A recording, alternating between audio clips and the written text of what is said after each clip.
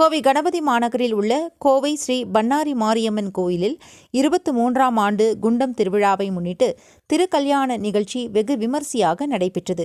நிகழ்ச்சியை முன்னிட்டு அம்மன் சிறப்பலங்காரத்தில் பக்தர்களுக்கு காட்சியளித்தார்.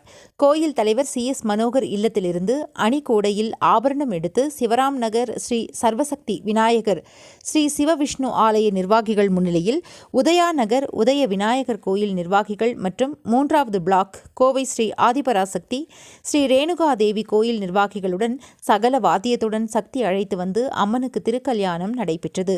முன்னதாக குண்டம் கண் திறக்கும் நிகழ்ச்சி நடைபெற்றது. 20ஆம் தேதி மகா அன்னதானமும் வான வேடிக்கை நிகழ்ச்சியும் நடைபெறவுள்ளது. நிகழ்ச்சிக்கான ஏற்பாடுகளை கோயில் தலைவர் CS மனோகர், பொதுச் செயலாளர் ராம்குமார், பொருளாளர் பொன்னுச்சாமி, அமைப்பாளர் வாசுதேவன், அனில்குமார், செல்வராஜ், ராஜா, அசோக், கிஷோர், முத்து, சசி, அங்கமுத்து மற்றும் விழா கமிட்டியினர் செய்திருந்தனர்.